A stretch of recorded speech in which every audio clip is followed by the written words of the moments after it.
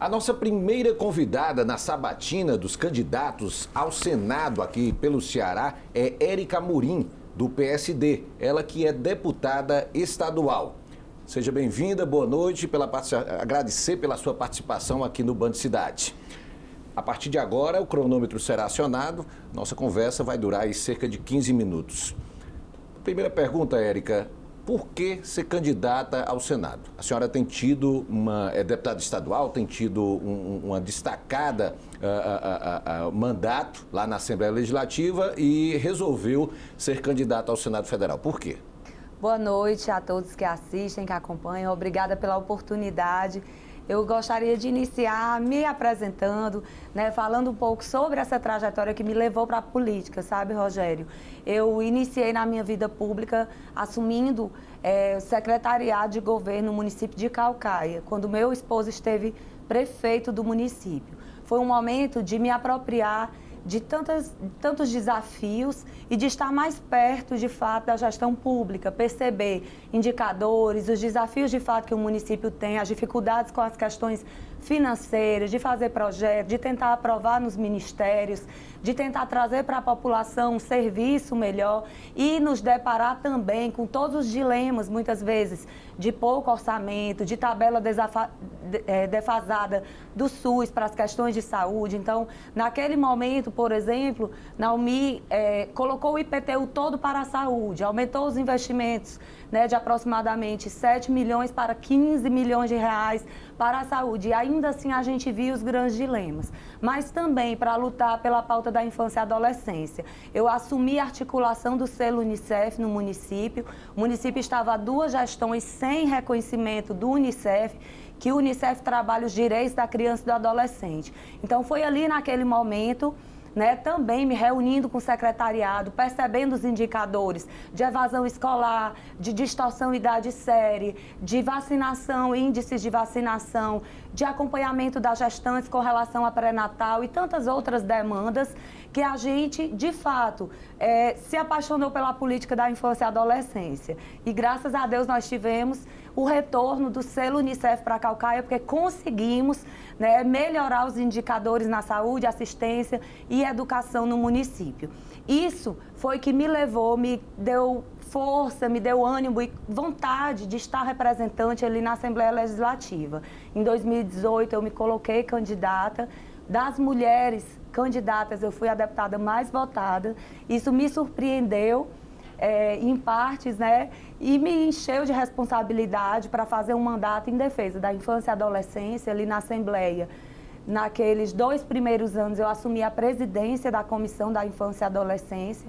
Através da comissão, nós trabalhamos muitos temas relacionados às pessoas com deficiência, promovemos audiências públicas, as escutas, fizemos proposituras ali na Casa Legislativa, fizemos também audiências e promovemos também a escuta, por exemplo, com as mães atípicas, as mães que vivem a realidade, por exemplo, das crianças com transtorno do espectro autista.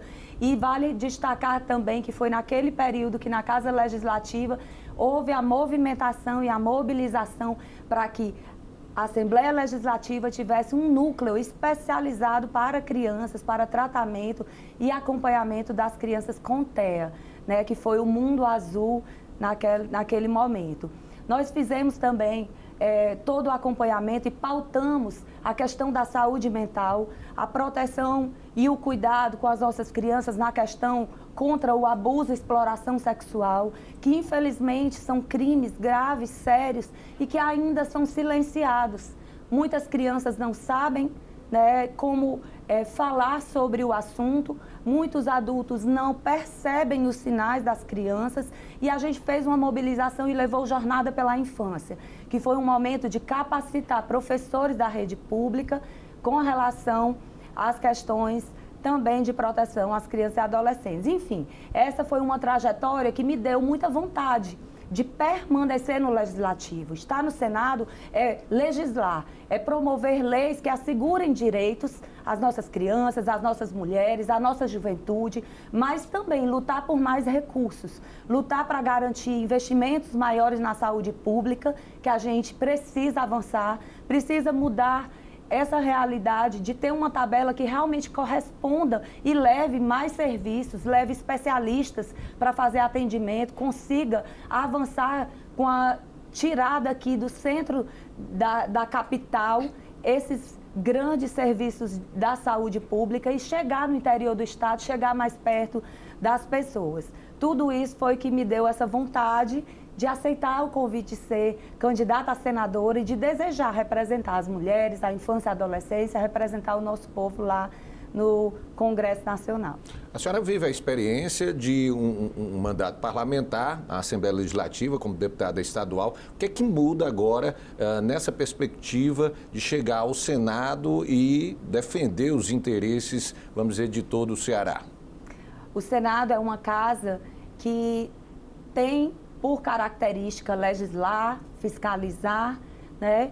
Estar também revisando as principais leis que são aprovadas na Câmara dos Deputados. A Câmara dos Deputados tem 513 parlamentares.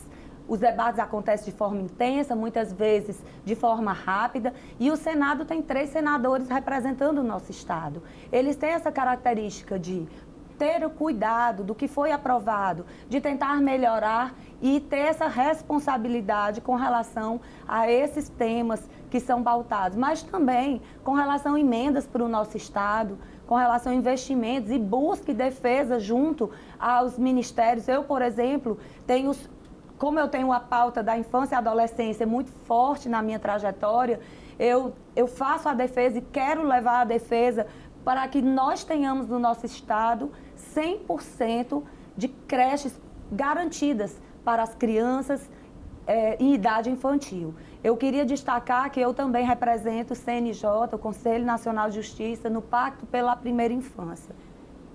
A gente entende que a criança, quando ela tem esse período inicial da sua vida, de 0 a 6 anos, estruturado, da forma como deve ser, o desenvolvimento infantil, com alimentação, com afeto, com o amparo cognitivo. Então, ali são brincadeiras simples, mas é um acompanhamento que garanta àquela criança a oportunidade desse desenvolvimento. Essa criança vai ter uma condição de aprendizado muito melhor.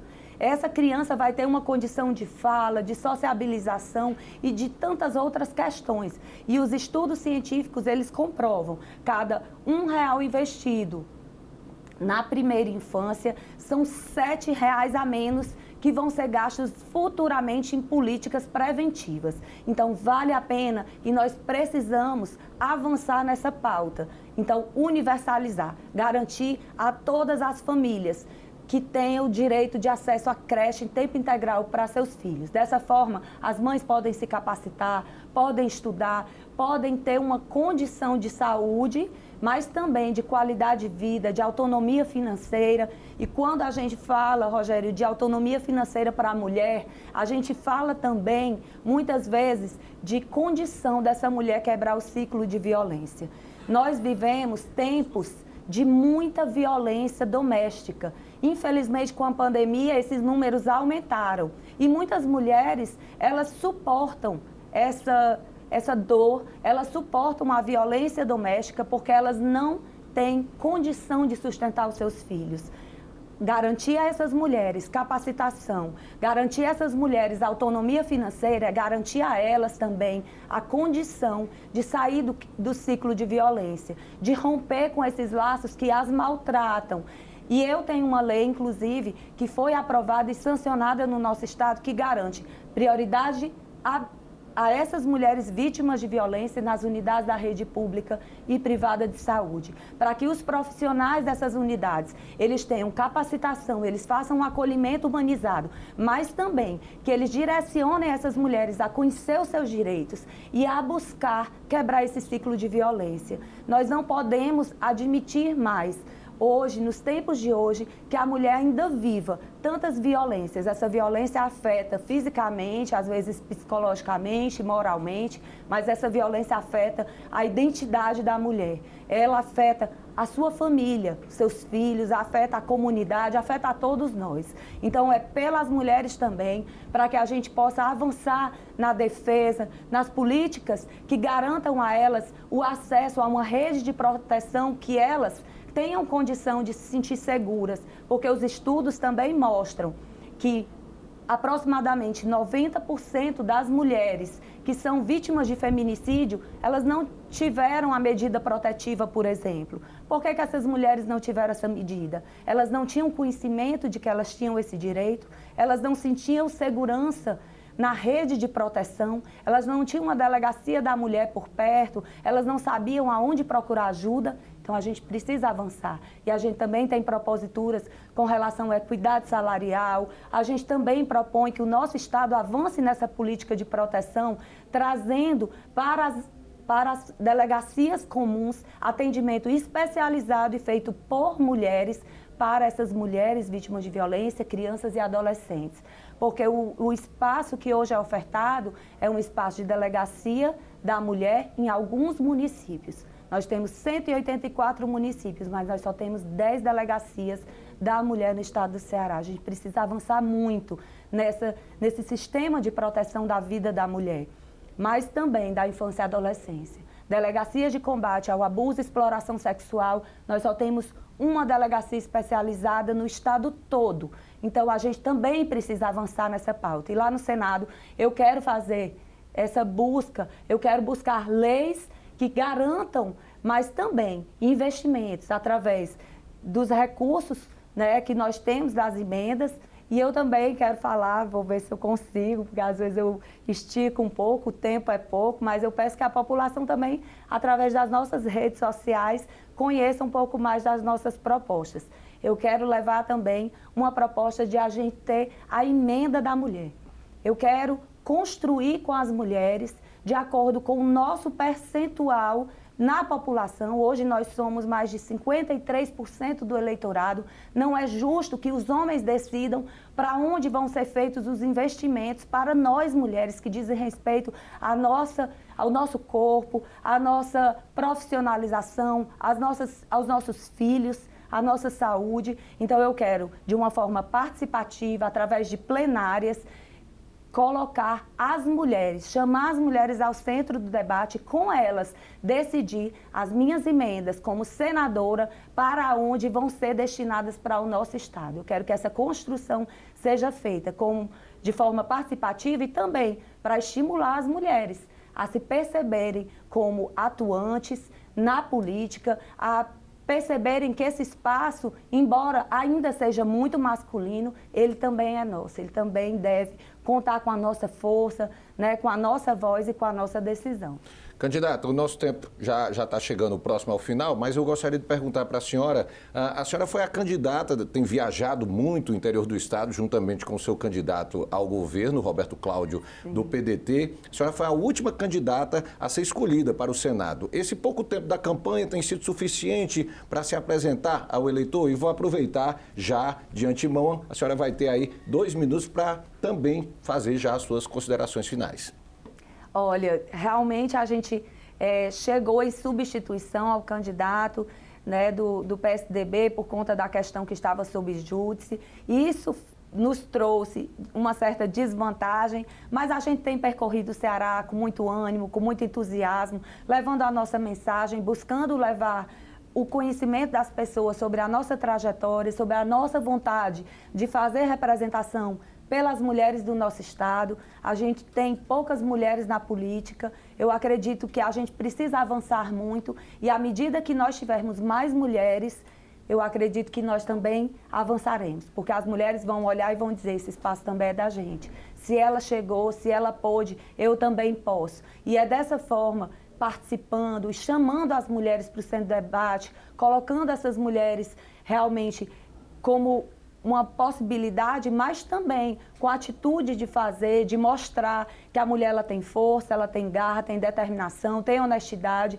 ela tem a sensibilidade de quem cuida, de quem trata, é que eu tenho feito essa campanha. E eu quero, né, desde já agradecer o espaço, que é muito importante para nós, né, mulheres que militamos por mais mulheres na política, para que a gente avance nessa pauta da representatividade. Hoje nós temos 46 deputados estaduais, apenas 5 mulheres, 22 deputados federais, apenas 1 deputada federal, e no Senado nós temos 3 senadores e nenhuma mulher.